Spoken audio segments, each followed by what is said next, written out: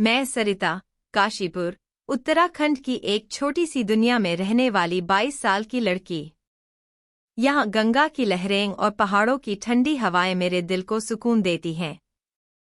मैं एक छोटे से स्कूल में शिक्षिका हूँ और मेरा सपना है कि मैं अपने छात्रों को न सिर्फ किताबी ज्ञान दूँ, बल्कि उन्हें जिंदगी की सही राह दिखाऊं। मेरी जिंदगी सादी थी, सुबह स्कूल, दोपहर बच्चों के साथ हंसी मजाक और शाम को गंगा किनारे किताब पढ़ते हुए समय बिताना। लेकिन मेरे दिल में एक ख्वाहिश थी जो मैं किसी से कह नहीं पाती थी, एक सच्चा प्यार जो मेरी जिंदगी को रंगों से भर दे। मुझे नहीं पता था कि ये ख्वाहिश मुझे एक ऐसे रहस्यमयी सफर पर ले जाएगी जहां प्यार और रहस्य एक दूसरे से गुंथ जाएंगे। एक दिन हमारे स्कूल में एक नया शिक्षक आया, आदित्य, 25 साल का एक युवक जिसकी गहरी आंखों में जैसे कोई अनकही कहानी छुपी थी। वह मुंबई से काशीपुर आया था, शायद शहर की भागदौड़ छोड़कर कुछ सुकून की तलाश में। वह गणित पढ़ाता था, लेकिन उसकी बातों में कविता थी और दिल में एक अनोखा जुनून। पहली बार जब मैंने उसे स्कूल के प्रांगण में बच्चों को पढ़ाते देखा, मेरा दिल बिना वजह धड़क उठा। उसकी हंसी में एक मिठास थी और जब वह बच्चों को गणित के सवालों को कहानियों में पिरोकर समझाता, मैं खुद को उसे सुनने से रोक नहीं पाती थी। लेकिन उसकी मुस्कान के पीछे एक रहस्य था जो मुझे बार बार सोचने पर मजबूर करता। वह अक्सर अकेले में अपनी डायरी में कुछ लिखता और जब मैं पास होती तो उसे जल्दी से छुपा लेता। एक शाम मैं गंगा किनारे अपनी किताब लिए बैठी थी। सूरज ढल रहा था और आसमान नारंगी रंग में रंगा था। तभी आदित्य वहां आया, हाथ में वही छोटी सी डायरी लिए। उसने मुझे देखा और मुस्कुराते हुए कहा, सरिता, तुम यहाँ गंगा के किनारे किताब पढ़ती हो और मैं सोचता हूँ कि गंगा तुम्हारी कहानी सुनने को तरसती होगी। मैं हंस पड़ी। उसकी बातों में एक जादू था। मैंने पूछा, और तुम अपनी डायरी में क्या लिखते हो, आदित्य? गणित के सवाल या कुछ और? उसने शरारत भरी मुस्कान के साथ कहा, कभी कभी सवाल और कभी कभी वो बातें जो दिल से दिल तक जाती हैं। लेकिन उसकी आंखों में एक अजीब सी बेचैनी थी, जैसे वह कुछ छुपा रहा हो। उस दिन से हमारी बातें शुरू हुई, कभी स्कूल में, कभी गंगा किनारे और कभी चाय की टपरी पर। धीरे धीरे हम एक दूसरे के करीब आने लगे। आदित्य मुझे अपनी कविताएं सुनाता और मैं उसे अपने बचपन की कहानियां सुनाती। उसकी हर बात मेरे दिल को छू लेती थी, लेकिन मेरे मन में एक शक भी पनप रहा था। वह अक्सर रात को देर तक स्कूल में रुकता और कभी कभी फोन पर किसी से गुप्त बातें करता।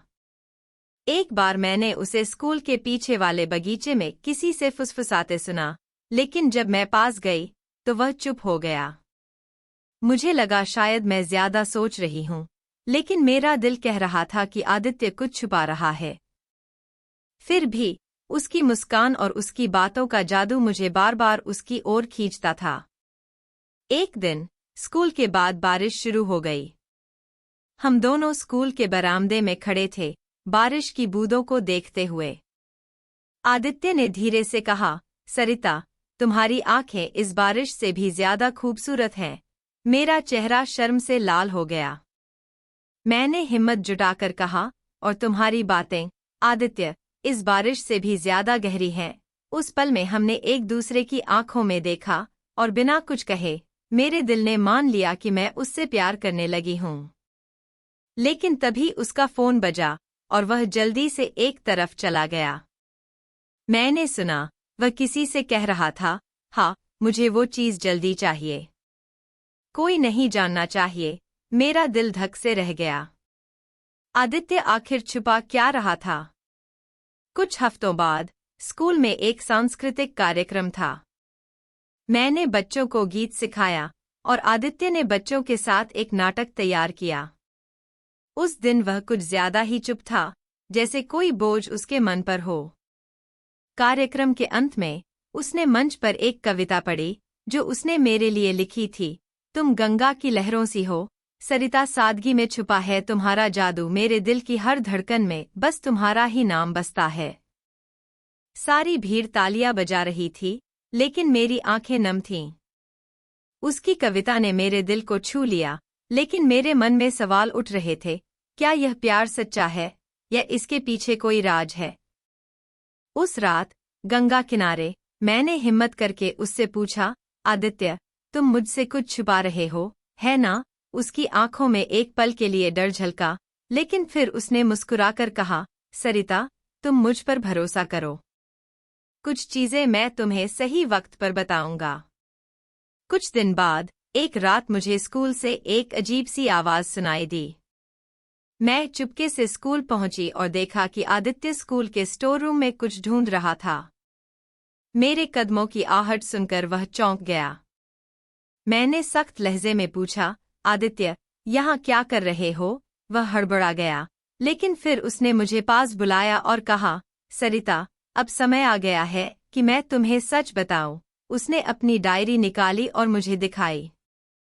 उसमें कुछ पुराने खत थे और एक तस्वीर जिसमें वह एक छोटी लड़की के साथ था।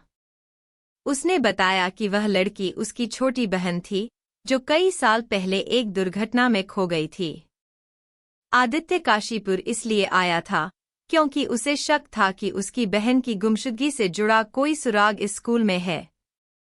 वह रात को स्टोर रूम में पुराने रजिस्टर ढूंढ रहा था ताकि कोई सबूत मिल सके। मेरा दिल पिघल गया।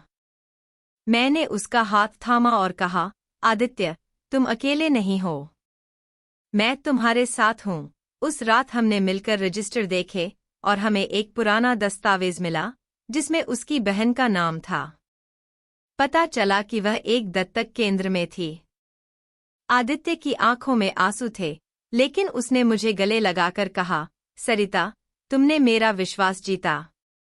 मैं तुमसे प्यार करता हूं। मैंने भी धीरे से कहा, और मैं तुमसे, आदित्य। अगले कुछ महीनों में हमने मिलकर आदित्य की बहन को ढूंढ निकाला।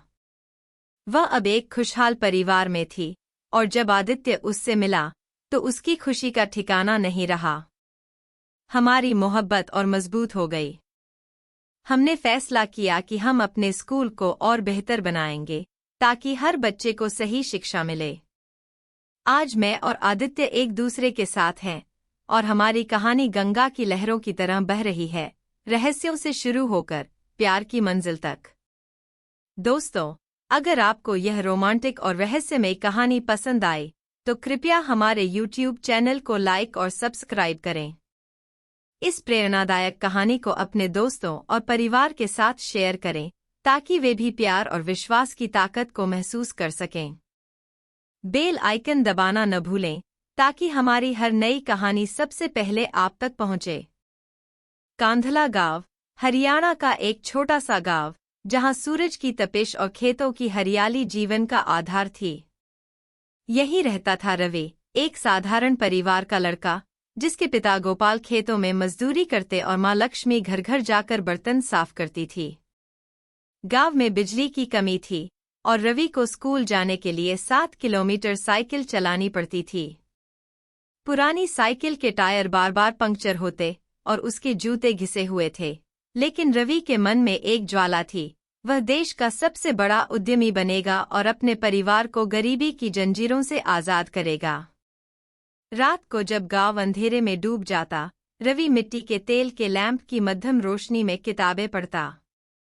एक पुरानी पत्रिका में उसे धीरूभाई अंबानी की कहानी मिली, और उनके शब्द, अगर आप सपने नहीं देखते तो उन्हें पूरा कैसे करेंगे, उसके दिल में बस गए। उसने ठान लिया कि वह न सिर्फ अपने लिए बल्कि पूरे गांव के लिए एक नई मिसाल कायम करेगा। गांव के लोग रवि के सपनों का मजाक उड़ाते। रवि, ये उद्यमी बनने की बातें छोड़ दे। हमारे गांव में लोग खेती करते हैं या मजदूरी। तू भी यही कर, वे कहते। पिता गोपाल चेतावनी देते, बेटा, पढ़ाई कर, लेकिन ये बड़े बड़े सपने दिमाग से निकाल दे। हमारा नसीब यही है। मां लक्ष्मी चुपके से उसका हौसला बढ़ाती, कहती, बेटा, तू मेहनत कर, भगवान तेरे साथ है। लेकिन उनकी आंखों में डर था कि कहीं उनका बेटा इन ऊंचे सपनों में खो न जाए। रवि को इन बातों से फर्क नहीं पड़ता था। उसका मानना था कि अगर दिल में जुनून और आंखों में सपना हो तो कोई मंजिल असंभव नहीं। स्कूल में वह गणित और अंग्रेजी में अव्वल रहता। उसका शिक्षक मास्टर विनोद उसकी लगन से प्रभावित था। एक दिन मास्टर विनोद ने उसे बताया कि दिल्ली में एक राष्ट्रीय स्तर की बिजनेस आइडिया प्रतियोगिता होने वाली है, जिसमें जीतने वाले को स्कॉलरशिप और मेंटरशिप मिलेगी। रवि ने इसे अपने सपनों का पहला पड़ाव माना। प्रतियोगिता के लिए रवि ने एक अनोखा आइडिया सोचा, एक ऐसा मोबाइल ऐप जो गांव के किसानों को सीधे शहर के व्यापारियों से जोड़े, ताकि उनकी फसल का सही दाम मिले और बिचौलियों का शोषण खत्म हो। लेकिन ऐप बनाने के लिए प्रोग्रामिंग सीखना जरूरी था, और गांव में न तो कंप्यूटर था न इंटरनेट। रवि ने हिम्मत नहीं हारी। उसने स्कूल की पुरानी लाइब्रेरी से प्रोग्रामिंग की किताबें उधार लीं। पास के कस्बे में एक साइबर कैफे था, जहां वह साइकिल से जाता। साइबर कैफे का मालिक राजू भैया उसकी मेहनत देखकर उसे मुफ्त में कुछ घंटे दे देता। रवि दिन में स्कूल जाता, शाम को खेतों में पिता की मदद करता और रात को साइबर कैफे में कोडिंग सीखता। कई बार वह थककर चूर हो जाता, लेकिन अपने गांव की उन रातों को याद करता जब वह तारों को देखकर सपने बुनता था। 3 महीनों की कड़ी मेहनत के बाद रवि ने एक साधारण ऐप का प्रोटोटाइप तैयार किया। उसने इसे प्रतियोगिता के लिए प्रस्तुत करने का फैसला किया। प्रतियोगिता का दिन आया। रवि सुबह 4 बजे उठा, अपनी पुरानी साइकिल पर कस्बे के बस स्टॉप तक गया और वहां से दिल्ली के लिए बस पकड़ी। दिल्ली की भीड़ और चकाचौंध उसे डराने वाली थी। प्रतियोगिता में बड़े बड़े शहरों के बच्चे थे, जिनके पास चमचमाते लैपटॉप और आत्मविश्वास था। रवि के पास सिर्फ उसका प्रोटोटाइप और उसकी कहानी थी। मंच पर खड़े होकर उसने अपने गांव की समस्याएं बताईं, किसानों का शोषण, बिचौलियों की लूट और उनकी मेहनत का सही दाम न मिलना। उसने दिखाया कि उसका ऐप कैसे किसानों को सीधे बाजार से जोड़ सकता है। उसकी सादगी और जुनून ने जजेस का दिल जीत लिया। जब रिजल्ट घोषित हुआ, रवि का नाम पहले स्थान पर था।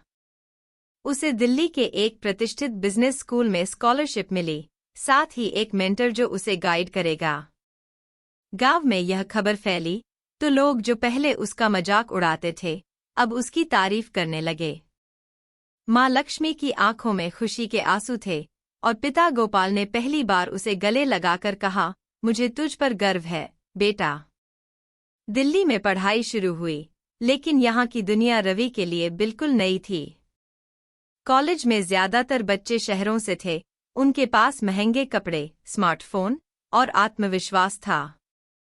रवि की देसी बोली और सादा लिबास देखकर कुछ सहपाठी हंसते।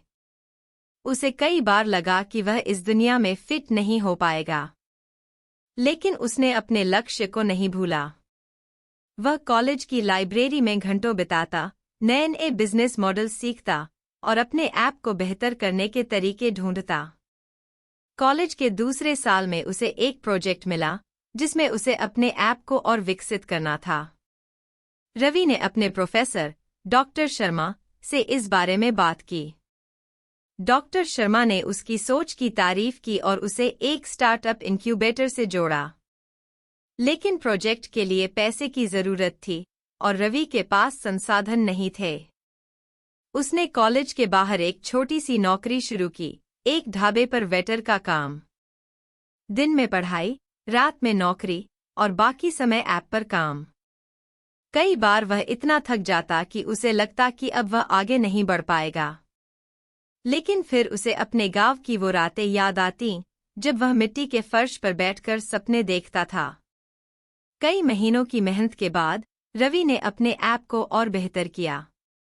उसने इसमें नई सुविधाएं जोड़ी, जैसे मौसम की जानकारी, फसल की कीमतों का विश्लेषण और किसानों के लिए ट्रेनिंग वीडियो। उसने इसे कॉलेज के टेक फेस्ट में प्रदर्शित किया, जहां एक बड़े स्टार्टअप निवेशक ने उसका काम देखा। निवेशक ने रवि को अपने साथ काम करने का मौका दिया। रवि ने इस मौके को दोनों हाथों से लपका। उसने अपनी पढ़ाई पूरी की और अपने ऐप को लॉन्च किया। धीरे धीरे उसका ऐप गांव-गांव में मशहूर हो गया। किसान अब अपनी फसल का सही दाम पा रहे थे और बिचौलियों की लूट खत्म हो रही थी। रवि ने अपने गांव में एक ट्रेनिंग सेंटर खोला, जहां किसानों को डिजिटल मार्केटिंग और ऐप इस्तेमाल करना सिखाया जाता। उसने अपने गांव में बिजली और इंटरनेट की सुविधा भी पहुंचाई, ताकि बच्चे और युवा तकनीक से जुड़ सकें। कुछ सालों बाद रवि की कंपनी देश की सबसे बड़ी एग्रीटेक कंपनियों में से एक बन गई। उसने अपने गांव में एक स्कूल खोला, जहां बच्चों को मुफ्त में पढ़ाई और तकनीक की ट्रेनिंग दी जाती थी। रवि अब सिर्फ एक उद्यमी नहीं था, बल्कि लाखों किसानों और युवाओं के लिए प्रेरणा था। उसकी कहानी गांव-गांव में फैल गई और लोग उसे कांधला का सितारा कहने लगे। रवि की कहानी हमें सिखाती है कि सपने कितने भी बड़े क्यों न हों, मेहनत, जुनून और आत्मविश्वास से उन्हें हकीकत में बदला जा सकता है। मुश्किलें आएंगी, लोग हंसेंगे, रास्ते में रुकावटें होंगी, लेकिन अगर आप अपने लक्ष्य पर अडिग रहें, तो कोई भी मंजिल दूर नहीं। तो आज ही अपने सपनों के लिए कदम उठाइए। मेहनत करिए, हार मत मानिए और अपने लक्ष्य की ओर बढ़ते रहिए। कृपया हमारे YouTube चैनल को लाइक और सब्सक्राइब करें और इस प्रेरणादायक कहानी को अपने दोस्तों के साथ शेयर करें, ताकि वे भी अपने सपनों के लिए प्रेरित हो सकें। कृपया हमारे YouTube चैनल को लाइक और सब्सक्राइब करें और इस प्रेरणादायक कहानी को अपने दोस्तों और परिवार के साथ शेयर करें, ताकि वे भी अपने सपनों के लिए प्रेरित हो सकें।